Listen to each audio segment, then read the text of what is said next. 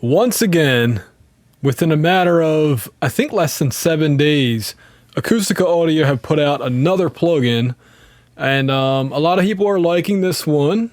It's from a company that a lot of people don't really know about, Oram, and it is a model of their Sonicomp 2, and also I believe it takes some controls from their 500 rack series, which I don't have on here right now. This is their older catalog. But anyway, here's the plugin. This is how it comes up default.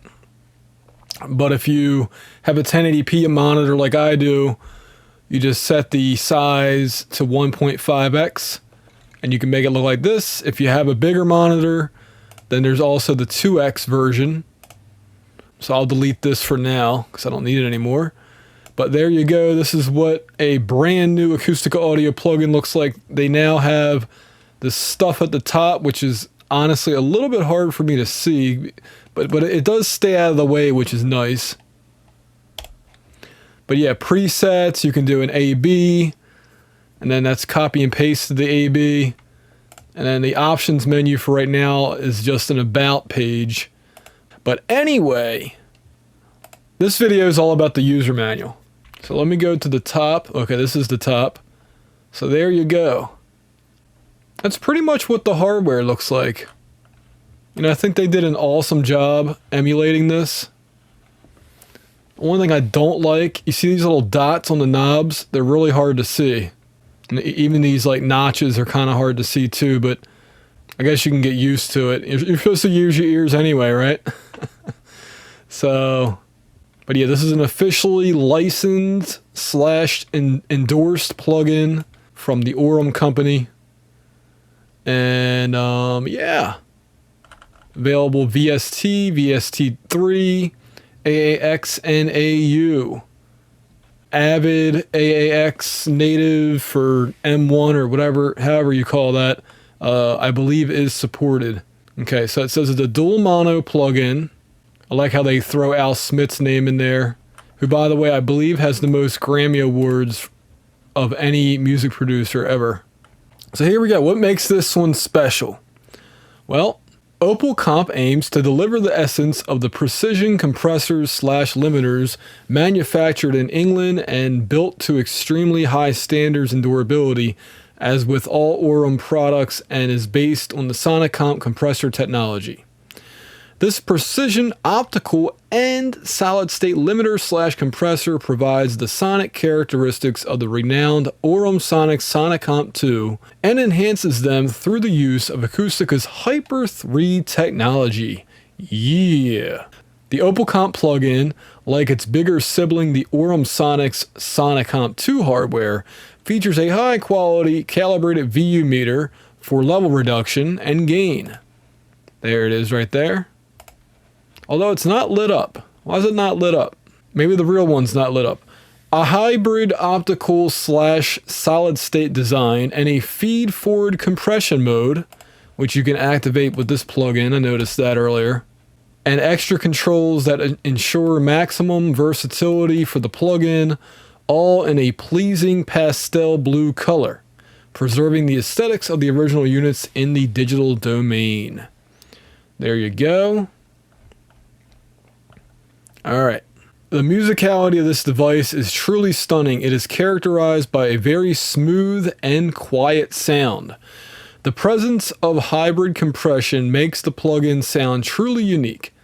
This magic is achieved through the vintage-style optical system with a soft round knee at the compression threshold and a solid-state stage with its ability to instantly handle peak control. When a finer control is required, example, in a final mix situation, the optical control transparently manages peak excursions, gently compressing the program's average level to reduce dynamic range, ready for an output gain boost. Meanwhile, the solid-state stage, with its ability to take control of peaks instantly. I think there's something left off on that sentence, but anyway, when I was reading about this, it reminded me of this compressor from Blackline Audio, which obviously was released, you know, many, many years after the Sonicomp 2. But what it does is it combines the sound of an 1176 with an LA2A. So the LA2A is the optical, the 76 is solid state, or really FET technology. There's some information about John Oram. There he is with all his awards. Okay. It says calibrate your input levels for Mystic. What? Mystic? All right, so anyway, negative 18 decibels is approximately 0 dBu. And okay, so first of all, bypass. Where is that at? Okay, it's all the way over here on the far right side. Comp in activates the compressor. Okay, right there. Which I'm going to assume is on when you first load the plugin. Yep, right there. Okay, comp in, pre-activates the preamp. That's off by default.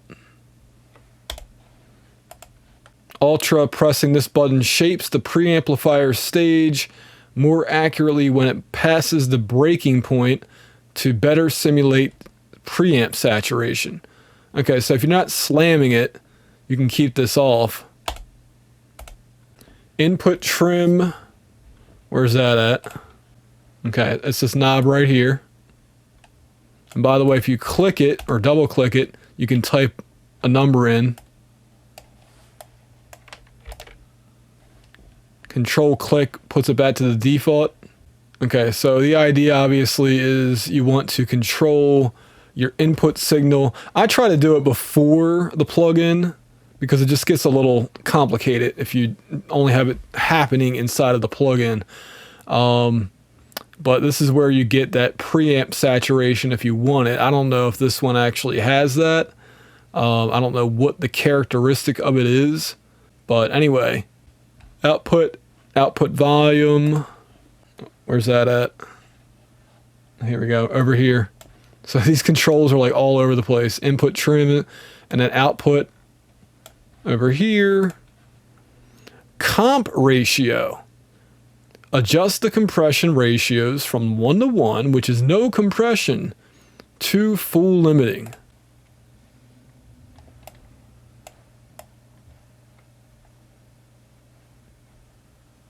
Oh, cool. When you adjust that, it changes the knee. The knee graph over here.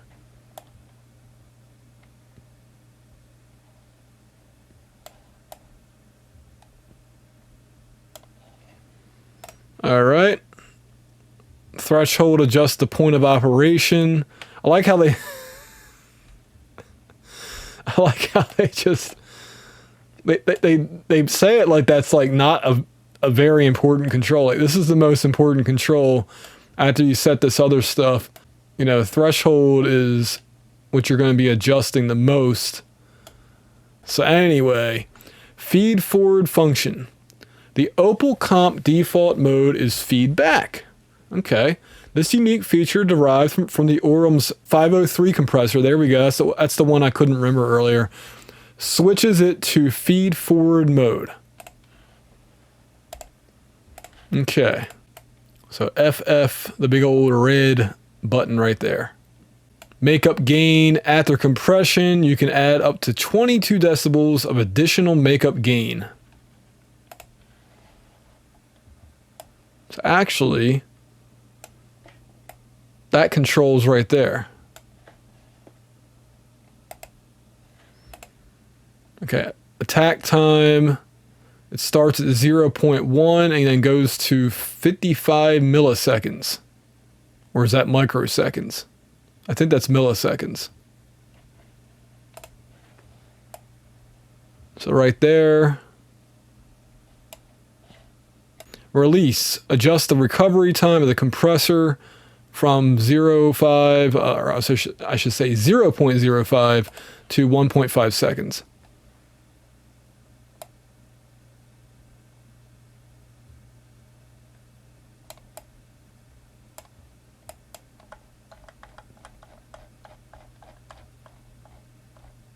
Okay, this number's wrong. I'm going to have to report that as a bug because technically right now this plugin is in the early access public beta stage. I'm putting quotation marks on my fingers right now. So I will be sending that in since these numbers don't match. Okay. Gain reduction VU meter. I already showed you guys that right here. I think. Is there any other kind of meter on here? It's not even labeled. Anyway. Input-output numerical meters. Okay, where is that at? Okay, right here. Bottom right corner. Size. I already know where that is. Right where it needs to be. Upper left corner, for the most part. And let's see. Oversampling menu. That usually is in the upper right corner. Yep, 16x is the... So actually they need to update the manual right here because it goes higher than 8. I'll send that as a bug report as well. Need display, I already showed you guys that. That's this graph over here. The need display shows the input-output transform of the detection circuit, including the effect of the threshold, ratio, and range parameters. Oh, there's a range parameter? Where's it at? Where's the range parameter? And I don't think they have one. I think it's because they're still referencing the Mystic manual, which, by the way, has, I think, one of the most gorgeous GUIs. Let me see. Is there a range on this one? Nah, I guess I was wrong. Anyway, all right, SC filter. Let's make sure we have that. Yep. The numbers on that look good. So that's a sidechain filter. It says it's a one-pole high-pass filter. So I think that's 6 decibels per octave. Insert it in the sidechain.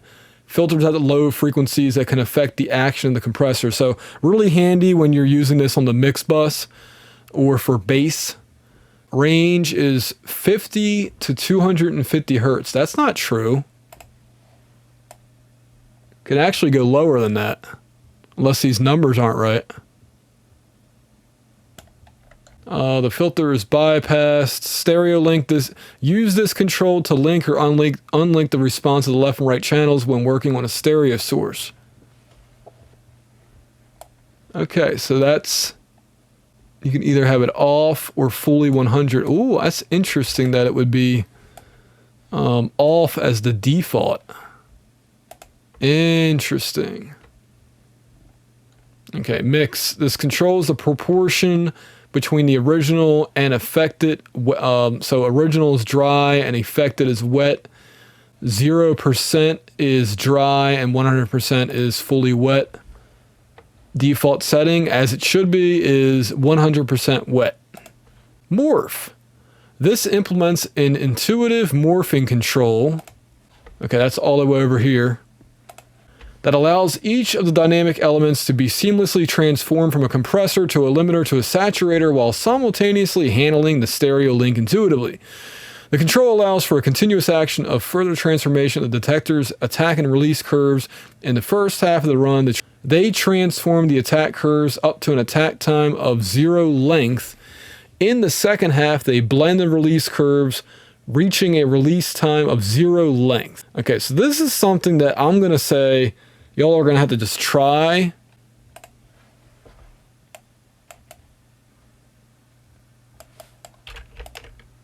Okay, next up is SH mod. Once again, we're going back and forth on the controls. SH mod is over here. The default setting is 2. This alters the shape of the attack envelope, allowing you to fine-tune the attack behavior and adapt it to any audio source. Position 2 gives the original attack time of the modeled compressor. Position 1 gives you the fastest setting. Going from 1 down to 0, a look ahead function is enabled.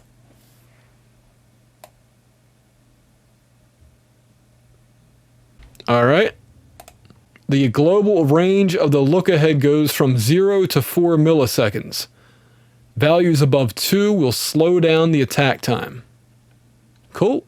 The power function allows you to change the general characteristics of the detector. By the way, this is all stuff that's not in the original hardware. I believe everything below this line right here is not in the original hardware. The power function allows you to change the general characteristics of the sidechain detector. Power ranges from 1 to 5, where the value 1 corresponds to the typical peak type detector. Now, is that the default setting? Yep, 1's the default. The times written for attack and release are calculated on the peak mode and are derived from the sampled curves from the real hardware. All right. Attack hold and release hold. Well, there's attack hold.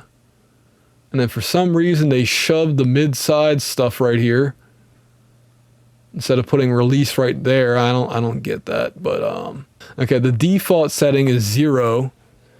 Here we go. These controls allow you to overcome any limitation and arrive at an instantaneous compression. In an envelope detector, the attack is the time required. I don't know why attack is in parentheses here. Is the time required for the output of the circuit to reach the maximum value of the input signal after a sudden increase in its amplitude. On the other hand, the hold function forces the time required for the output of the circuit to maintain its value after a sudden increase in the amplitude of the input signal. The visible result is a tendency to preserve transients, avoiding compressing them if they are shorter than the hold time. Oh, that's cool. In the OpalComp, the time is also proportional to the current attack value. The hold function related to attack differs from that of release, but it is dependent on the threshold value of the compressor, whereas in the case of release, it is independent. Wow, this is a lot of technical jargon, but essentially what this means is the threshold setting and the attack setting affects the attack hold, and just the same, the release setting and the release hold, they're all tied together. So the idea is that you want to set it so it's not killing your transients. And just the same, the release hold setting, you want to make sure it's not pumping or just doing something that just doesn't sound right. Since the hold section creates a considerable effect, its presence or absence can drastically change the way transients are processed. Similarly, a slight change in release can create a completely different feel on transients. We decided to introduce in RealHomeRecording a hold control for the release as well, increasing versatility and allowing you to have all the punch you want.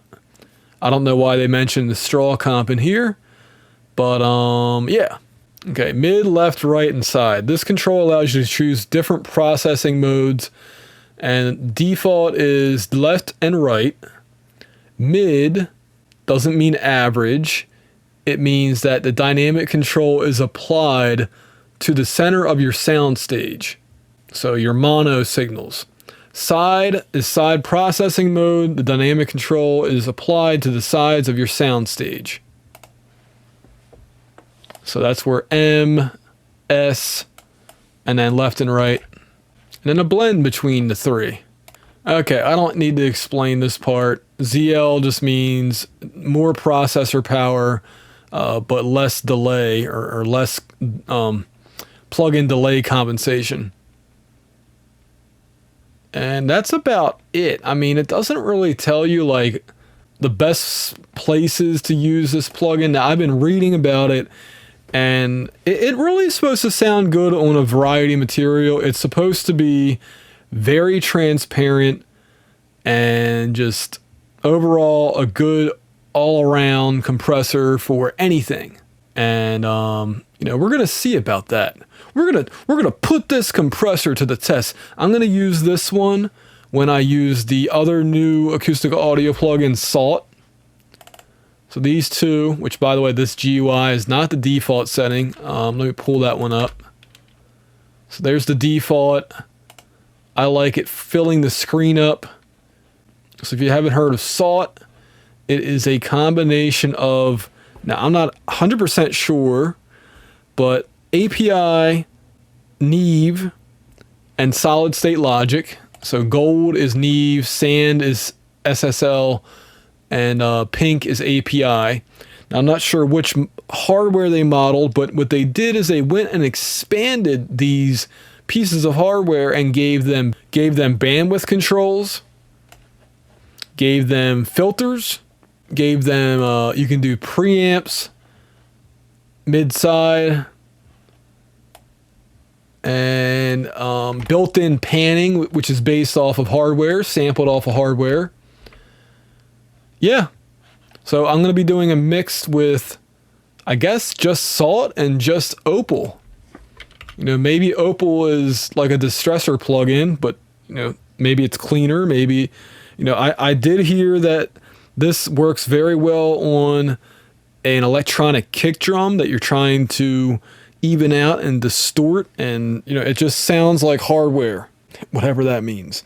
So yeah, I'm looking forward to trying this out on the next video. Hopefully I will be using this on an electronic mix and an acoustic mix along with Salt. I could also maybe try the Opal equalizer. Maybe what I'll do is I'll put that on the mix bus or something. But yeah, check this one out, guys. Free trial for at least 30 days. And let me know what you think if you try this one out for yourself in the comment section below. This has been Adam for RealHomeRecording.com. Adam, the audio guy. See ya.